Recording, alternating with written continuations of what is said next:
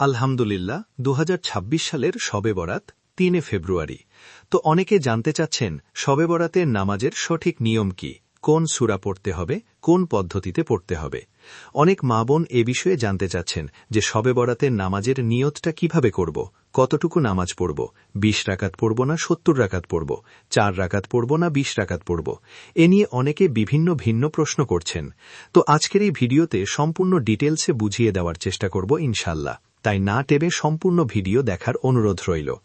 তো দেখুন, লাইলাতুল নিসমিন শাবান, যেটা শাবান মাসের মধ্য রজনী, যা অত্যন্ত গুরুত্বপূর্ণ। এদিন আল্লাহ সুবহানাহু তাআলা দুনিয়ার নিম্ন আকাশে নেমে আসেন, এসে তার বান্দাদের ডাকতে থাকেন, কে অভাবে আছো, কে বিপদে আছো, কে দারিদ্রতার মধ্যে আছো, কে অসুস্থতার মধ্যে আছো। এভাবে আল্লাহ সুবহানাহু তাআলা ফজর পর্যন্ত তার বান্দাদের ডাকতে থাকেন। এমনকি তিনি এই দিন এই রাত্রে দুনিয়ার সমস্ত সৃষ্টিকুলের ওপরে রহমতের দৃষ্টি দেন, মানুষকে সাধারণ ক্ষমা ঘোষণা করেন। কয়েক শ্রেণী লোক ব্যতীত আল্লাহ তাআলা তাদেরকে সাধারণ ক্ষমা ঘোষণা করে থাকেন।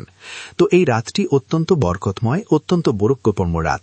এ রাত্রে আবার অনেকে রাতকে ছেড়ে দেন, চাড়াচাড়ি করেন, আবার অনেকে এটা নিয়ে বাড়াবাড়ি করেন। কোনোটাই করা যাবে না, আমাদেরকে মধ্যপন্থা অবলম্বন করতে হবে।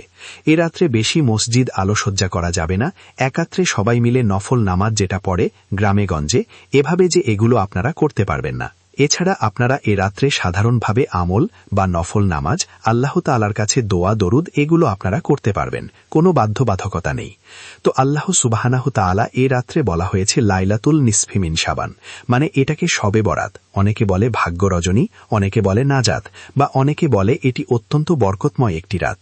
তো এ রাত্রে আল্লাহ সুবহানাহু তাআলার কাছে আমরা বেশি বেশি তওবা ইস্তেগফার এবং আল্লাহ তাআলার কাছে বেশি বেশি দোয়া করব। যারা আমরা অভাব দারিদ্রতায় রয়েছি, আল্লাহ তাআলার কাছে আমরা সাহায্য চাইব। আল্লাহ তাআলা আমাদের রহম করবেন, কারণ ওই সময় বান্দাকে আল্লাহ তাআলা ডাকতে থাকেন, কে অভাবে, কে দারিদ্রতার মধ্যে আছো, আমার কাছে চাও, আমি তাকে তা দান করব। তো আমরা এখন এই গুরুত্বপূর্ণ রাতকে আরো সুন্দরভাবে একাকিত্র মসজিদে বা ঘরে নির্জনে কিভাবে আমল করব, মা বোনেরা অনেকেই তা জানেন না।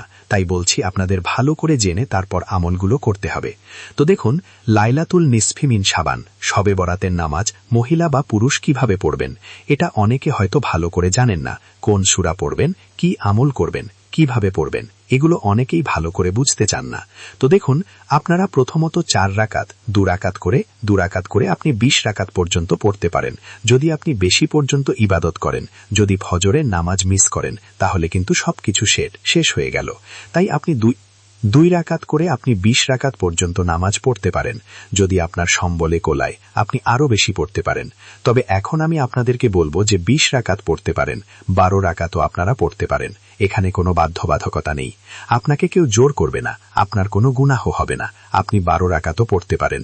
তো আপনাদেরকে বলছি যে নামাজ কিভাবে শুরু করবেন। প্রথমে আপনারা ভালো করে অজু করে আসবেন। তো অবশ্যই নামাজের জন্য অজু প্রয়োজন।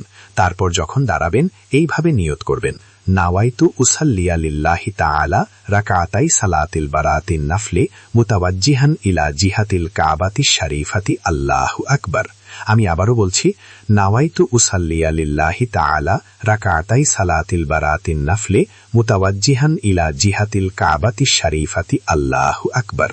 যারা পারেন না, আপনারা বাংলা উচ্চারণ করতে পারবেন। শবে বরাতে ২ রাকাত নফল সালাত বা নফল নামাজ কেবলামুখী হয়ে পড়ছি, আল্লাহু আকবার। এভাবে আপনারা নামাজ পড়তে পারেন। আর তারপর আপনারা সানা পড়ে বিসমিল্লাহ সহ আপনারা সূরা ফাতিহা পড়ে যে কোনো একটি সূরা আপনার যেটা ভালো লাগে আপনি মিলাবেন এবং মিলিয়ে পড়বেন। আশা করছি বুঝতে পেরেছেন।